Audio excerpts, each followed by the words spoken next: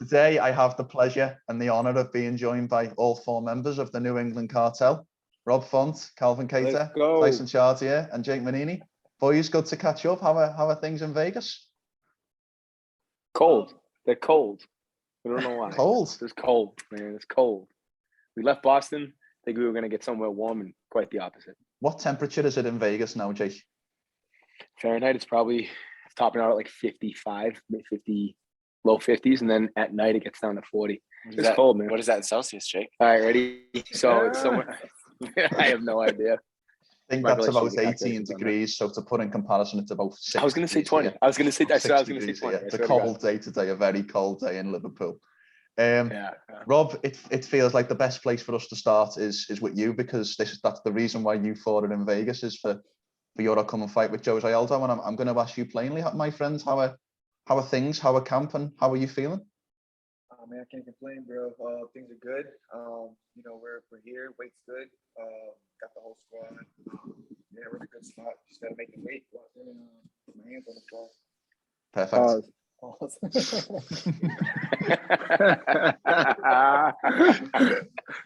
What are your opinions? Because I asked Tyson about this. Me and Tyson caught up a couple of months ago, and I said, this is Rob's biggest opponent, the biggest name by far. Probably, if the truth be told, on a level where Calvin fought Max, a real big name in the game. How are you feeling fighting someone as credentialed as Jose Aldo? I just think it's the right time. Right time for me right now, mentally, physically, and especially where I'm at in my career. I need these big type of fights, these big type of opportunities, and I'm getting them. We're getting another main event, we get another big name, and he definitely has a huge resume, but everybody in the UFC is a tough fight. He just on paper has a scarier resume than most, Yeah. But I think, like I said, this is my kind of like big fight that kind of puts me out there a little more. But yeah, I'm feeling confident. Definitely well prepared for this, and just can't wait to go out there and have fun. Now is your first moment of this podcast to out the team. Rob, we are filming this on Thanksgiving. Are the boys forgoing their Thanksgiving meal and suffering with you, or are they going for one without you? No, they're gonna enjoy some food. I wouldn't make them suffer like that, But it just sucks that it's not gonna be like at the house and home and all that. But it comes to the territory, doing what we do. But yeah, man, fuck these guys. Calvin, I want to move into you because it's the same format as this time last year. Rob fighting pre-Christmas, you fighting post-Christmas. What is that like? Because obviously you've done it before, but you still got to make them sacrifices around weight around the Christmas and New Year period. Yeah, it sucks. It's not ideal, but it's not the worst mindset to have going into a fight, being a little pissed off. So I've got a good opportunity. Whatever the fuck it is. What is it? January 15th? 15th. Yep. It's a bit worrying that everyone else knows the date, but not you, Calvin. I hope you don't turn off that night. Honestly, I'm not even on my fight yet, man. We're focused on Rob Font doing his thing. And then we're all about checkpoints here. So once Rob, does his thing with Aldo, then we're gonna move on to the next one. Yeah, as a unit. We move like a unit around here. Listen, I think that's the good place for us to transition, because I don't want to do our standard interview format, asking you the usual boring questions. I want to talk about the cartel next. Rob, it's well documented that you come up with the name New England Cartel. So I want to ask the other three guys, Calvin, Tyson, and Jake, what was the first impression when Rob said that name to you? What proposed that name of New England Cartel? What did you first think? You want to go first? No, I want you to go first. They told me a couple days after Rob first said it. They told me at the gym, and I was like, "What?" Like the cartel, and I was like, "I don't know. It's kind of got a cool ring to it." And then I just thought about it, and then I thought it sounded kind of badass, like we're a gang or something. But no, I liked it at first, like because we needed to come up with something, and we wanted to be different because we were training different, and I think we're a different group, and I think we go about things different. So having a unique name like that, I think from an authenticity standpoint, it made sense. But then really, when you look at it from a business sense, it's like it really did kind of catch fire a little bit, and it was good marketing, and it was good for merchandising. So yeah, at first I was like, wait, what is that? And then, you know, the more I thought about it, I was like, well, this is pretty genius. Probably one of the most genius things I've ever done. Jake, your turn. What was your first impression? You know, man, my job is to smile and nod. I go along with whatever these guys say. It sounds powerful. It's catchy. Perfect. Exactly. But that was at that point in time, an ability to differentiate this group from everyone else's was necessary. And it just happened. That name's a banger, man. It's on everybody's tongue. Cal? Yeah, no, I mean, I wasn't on the business side like Tyson was thinking. I think it was, I just thought it embodied what, you know, what we're all about. I think it set us apart, like everyone's saying, differentiated ourselves. And like you said, we don't train the same, so we shouldn't call ourselves the same. Try to, you know, just gave us something to identify as, you know, as a small group, because that's what we are, you know. And I thought he caught that real well. I thought it was dope. As soon as I heard it, I was like, that's it. It feels like you three guys are complimenting them on fight week, but I know it's heartfelt and I know it's genuine. But how did it actually come about? How did you four, and I know you know there's Tom Pags, I know there's a couple of other guys. How did you four as a group come together? Tyson, can you give me a bit of an insight into that? So when I was fighting, Rob was the guy that used to take like the beginner classes and then stick around and watch the team spar. And I kind of got to know him that way. And then I just, you know, we pulled him into the group, and you know, I got him his first amateur fight, and you know, cornered him for that. And then he just kept plugging along. And as I got fat and started losing fights, and he started winning the fights, and I started, okay, I'm gonna shift to this. And so I just shifted into a coaching role, and I was, you know, helping the young guys, my teammates, my brothers, and then as we were going through that, you know, next thing you know, I was in the UFC, and then Calvin's reaching out saying, hey, I'd love to train with you guys. And I had met Calvin in 2011 on Here Comes the Boom set, and he reached out. He's like, I'd love to, you know, try to make a run at the UFC. And I was like, well, you got to train with us. I brought him in, and I think at first Rob was a little bit resistant. Like, you know, he's like, I don't want to share my time with all these new guys. They got to earn it. And then over time, like, I really thought they'd be great together, you know. And we brought Calvin won a couple fights. I was like, listen, Calvin, buy a ticket to England, because we went out for, I think it was UFC 209. And I was like, you just got to help Rob on fight week. I want you to see what a UFC fight week looks like, so that way you're comfortable when you get the call. And he went out, and the fight didn't happen because that whistle pulled. But after that, Rob's like, I want Calvin on every fight week. And so Calvin started doing every fight week with him and then going through camps with him. And then when Calvin made his debut, Rob was like, I want Calvin with me. I mean, when Calvin made his debut, he's like, I'm bringing Rob with me. So it just kind of happened that way. And then Jake, he was coaching one of the other guys I manage, Mike Rodriguez, and we were all going to Milwaukee. And I asked him on the way, I was like, hey. Is this a story that I could tell? You want to do this? Yeah, Totally. I like an old money Every time. I like an old money man. Brother. Yeah. So how you got that? So as Tyson was saying, Mike Rodriguez, a fighter that Tyson manages, was fighting on Milwaukee 2018. And Rob was fighting Sergio Pettis. So we were all kind of training under the same roof. So we would meet once a week, and it just happened we were all in the same building together. And Tyson and I had talked once or twice before that. It was all pleasantries. And it was like the last training session that on a Saturday we were there about a week out from the fight. And he was like, hey, you know, when we get to Milwaukee, would you mind just throwing some kicks at Rob? You know, Pettis throws those high kicks. I was like, yeah, sure, do your thing. So we would warm up in the same room together throughout fight week. And, you know, we started actually, that's when I met Calvin too, at the same fight week. And we played around with leg kicks with Calvin. And then Rob was like, you know, let's get this kid involved. He liked what he saw, and just dug in from there. Jake, I want to ask you a specific question now. Now, this is a difficult question to ask because Rob and Calvin are both preparing for specific opponents. But let's say we both go out there and we both get first round knockouts, let's just say. And the next fight camp, you're obviously Muay Thai fighter, Muay Thai background. You could bring in one striking specialist from the Muay Thai, from the kickboxing world, to work with Rob and Calvin for one camp. Who would it be? Oh, jeez. That's a really good question. Make them think. I mean, it would depend on who. Just let's say you don't know. Let's say Okay. they can come in for 6 months. You don't know. You don't have an opponent, but they can come in for 6 months and train with them. Just someone to add to the. Yeah. Someone to add to. So it wouldn't be. Does it have to be a fighter? Can it be a coach? Because I got a lot of coaches I look up to. I think would benefit this camp. I'll have one fighter and one coach. Okay, it's gonna be a fighter. I Have to be tricky, someone crafty. Because we're not going to get these guys to stand up straight and throw head kicks. Jesus, it's a great question. Let me go with the coach first. There's this old, he's like they call him the Godfather of Dutch kickboxing. His name's Lucian Carbon. He's probably in his 70s, and he's got some of the top talent. And actually, like Rob and I will geek out with some videos back and forth to each other. And Lucian's one of the guys, like without even prompting Rob, he found him on his own.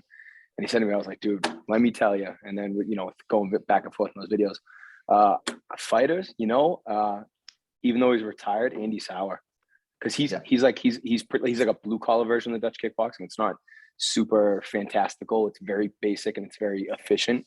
And it's boxing heavy. It's body shot heavy. And these two can rip body shots and leg kicks. I think that would be a pretty easy crossover. Yeah, okay. Now I've got a little bit of an exercise for you now, guys. Now it's completely up to you, but I've got 3 questions for each set. I've got 3 questions for the fighters, and I've got 3 questions for the coaches. But it's about the other pair, so we can alternate questions. It's like a game. I love this. Okay, good job, Mike. Are you ready? Are you ready? Yeah. Right, we'll go with the fighters first. Let me just have a look at my list. This is for Tyson and Jake. Who is more likely out of Calvin Kattar and Rob Font to turn up to training without their gloves? So what? Wait, so what?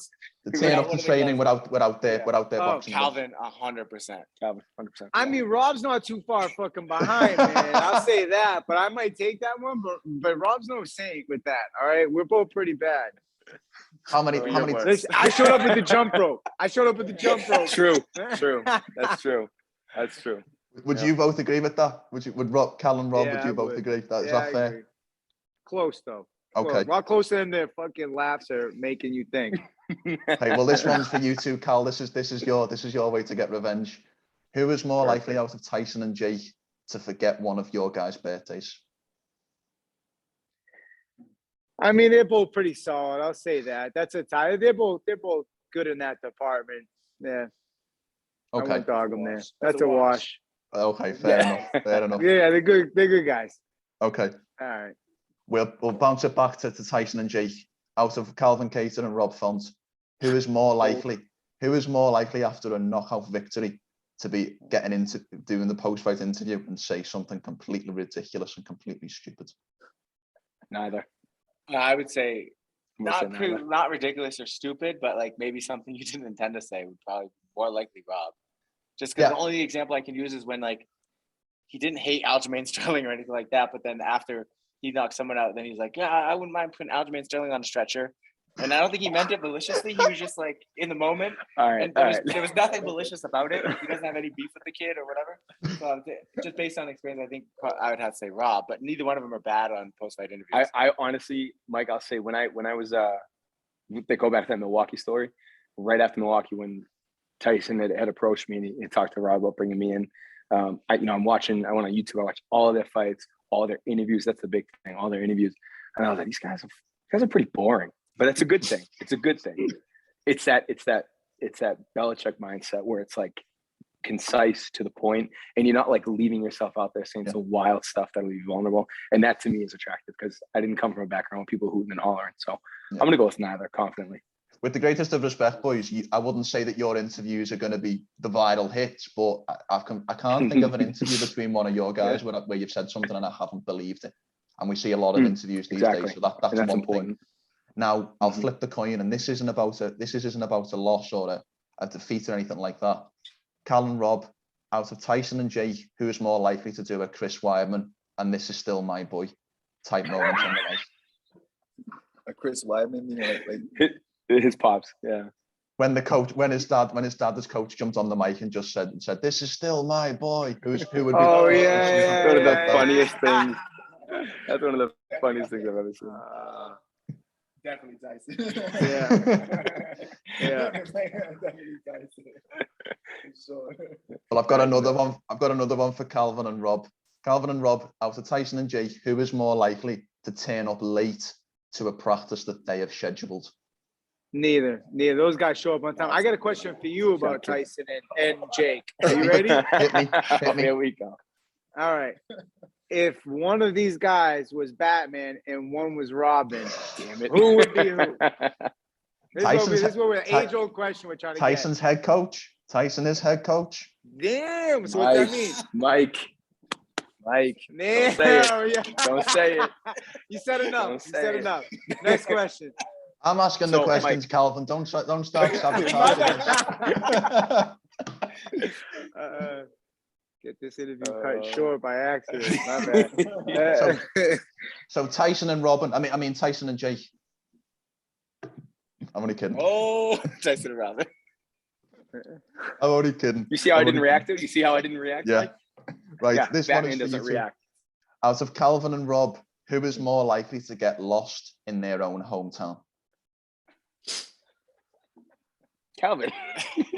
Oh wait, Calvin's like I the don't think he mayor. gets lost. I just forget where he's going. Like, That is the I mean, definition like, of getting wait, lost. If this is a different way of asking who gets distracted the easiest, it would be Calvin. Respectfully. Yeah, it's all good, bro. It's all good. Would you agree with that? Me? You and Rob, would you two Hell agree with no, man. I got GPS. I ain't been lost in years. Are you kidding me? He's a local, big Yeah. local guy, man. Yeah, hell no. Well, I listen, mean, I might forget where I'm going at the moment, but like, I'll get, if you've got assisted technology, you'll be okay. Yeah, exactly. Yeah. I'm telling you one thing, man. I'm impressed with Rob. He hasn't used a GPS all week. I guess that's what happens when it's your 8th time fighting in Vegas. You don't even need GPS anymore.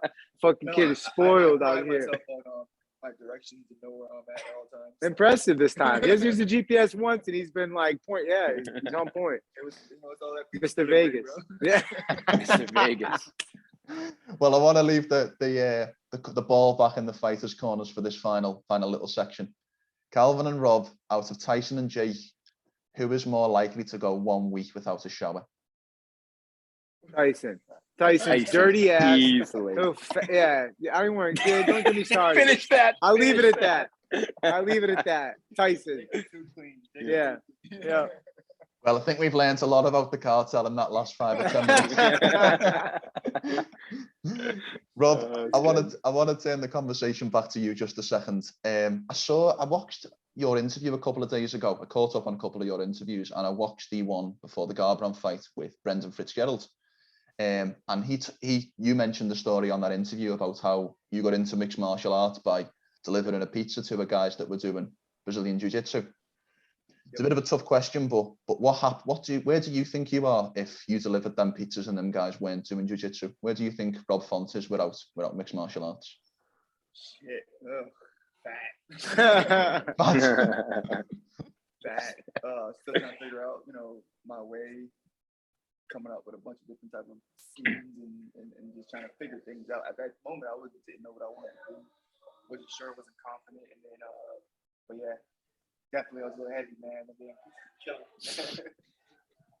I want to play a little game with the fighters before we go. This is a segment that I tried and it just never really worked, but I think you two might be able to work it out. So you guys are both on the bigger end of your weight divisions. So Calvin, imagine you can't be matched up with a current featherweight or a current lightweight. Happy Thanksgiving, guys. I'm sorry? Rob, you can't be matched up with a current bantamweight or a current featherweight. Calvin, you can't be matched up with a current featherweight or a current lightweight. But if you guys were pound for pound the same size, who would you like to fight in MMA? So you're the same size, you're exactly the same size, exactly the same fight. Who do you look at and go, even though he's a heavyweight, me and him would be a good scrap? Oh, if we were the same weight as anyone in the division? Yeah. In the UFC? Just not your own division. Just not your own division in case that fight happens. BJ Penn? Yeah, good shout. Mike, do you remember when you interviewed me and you asked what my dream matchup for Rob would be? I said BJ Penn. Did you? Wow. Yeah, I did. BJ Penn was one of the names. Yep. Yeah, it was. Wow. Yeah, it was. Yeah. Wow. Mm-hmm. Strange. Oh, we gotta run that shit. Yeah. Maybe not these days. Now he's what was the bar he got caught fighting outside the lava shack? There was a series where he got knocked out by a security. Listen, BJ's a legend. I wouldn't want to diss him, but yeah, good shout, Robert. Maybe a decade. Maybe if you were born a decade earlier. A couple extra earlier years. I'd have been back in there with it. But I like his style. I watched a lot of his like boxing style. Like I like how he just doesn't care.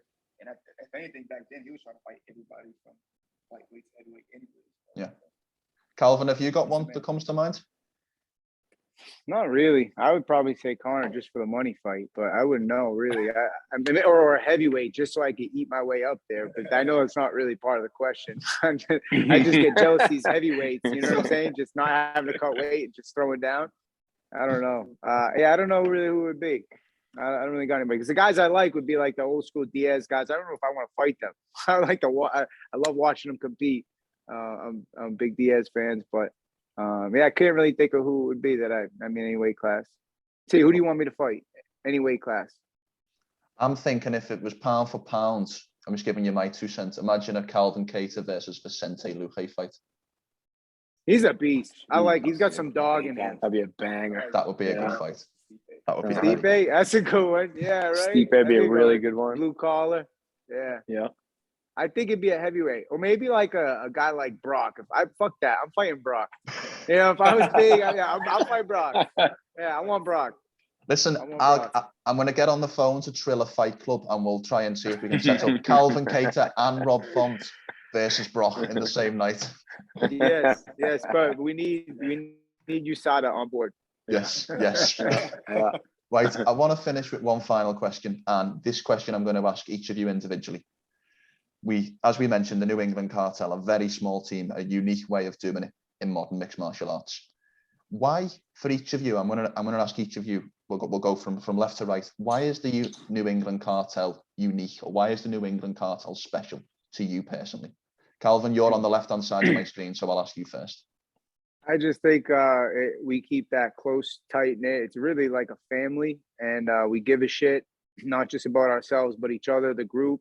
And I think together, collectively, we're greater than the sum of our parts, like they say. And I just think that we're all about putting the work first and the bullshit second, you know? So that's why I think what sets us apart. Yeah, perfect. Rob? Nothing comes ahead of the work. Yeah. I just think that everybody on the squad that supports us, that's behind us, really understands the mission, really understands the goal. And it's, I think we all collectively wake up with the same mindset. It's real easy to kind of just keep that mindset as well. Perfect. Tyson? I think it just comes down to like simplicity, like shared vision. You know, like my goal as a coach isn't to pay the bills at the gym or anything like that. It's to win a UFC title, and so I don't have other responsibilities. Like my only responsibility and my only like goal is to help these guys win a belt. Perfect. Yeah. Jake? Same thing. Everyone's all in. It's a room full of guys trying to work each other on a regular basis, but we're also all gunning for the same goal. And, Tyson set the standard, not only his behavior as a coach, but, the conversations that he had specifically with me when I started. It's like, I know these guys, this is how you need to treat these guys. And this is how the guy's going to treat you. There was no mystery entering this group, and there continues to be no mystery. Everyone's very, very flat and open with each other. Same goal, same passion, same drive. Yeah. Well, all of what you four guys say is evidenced by the success and the performances that you have had. It's in a way, it's an anomaly. It's with the small knit team that you've got, you shouldn't be doing as well as that you are, and that only speaks to the closest of you. I want to thank you all for the time over the last year or so, and thank you for joining me today. Mike Owens, thank you, Mike. Year. Congrats, bro. Congrats, buddy. I did want to say that before you go, because I don't know if you guys know this, but each of you have a personal milestone for me. Rob, you were my 12th interview, and you were my first rank fighter. And I remember when I want to say this on camera, I remember when I got a first rank fighter. I was new to the game. I'd started 2 or 3 weeks in. I was like, wow, this is really starting to take off. Then I got Jake. Jake, you were my first coach. It was a much different conversation to anything that I'd had before, and that was a really insightful conversation and helped me move into another aspect. Tyson, very similarly to you, a first head coach and a first manager, so another aspect of MMA game which helped to grow my knowledge. And then Calvin, exactly the same, the first main event, pre-fight interview of a main event, UFC main event fighter. So each of you hold a very special history Mike Owens Media, and thank you for the time, and thank you for celebrating 1 year. No, man. Thanks, I like kid. it. Appreciate it. Yeah, man. Thanks for having us on. We'd love to do this again anytime. We also love to get the young boys, Nick and Tom, on as well. Let's do it. You need to interview Sean and Jonathan Dupree, man. That's what we Listen, we gotta do the same thing. We're gonna do Nick and Tom and Sean and Dupree. Yeah. Oh, it'd be awesome. That'd be Let's do wicked good. let's do You it. get all the information you didn't get from us. Okay, Yeah. let's do it. The last question I've got before you go: when's the New England Cartel set sail for English shores? Do we ever see you over here? Do we ever see you in the Wembley or the MGM, the MEN in Manchester? We were just talking about that, coming out there training, but it'll be better for fighting. Especially for me, the last time I went out, I didn't get a chance to fight, so I would love to go. I know Captain loves Manchester; she'd love to get back out there. But yeah, I think worst comes worst, we need to go out there train for sure. Well, I'll make you a deal. If you guys don't come here first, then I'll make it over to Boston. 100%. Let's go. Yes. I like Yes. it. Love it. Man.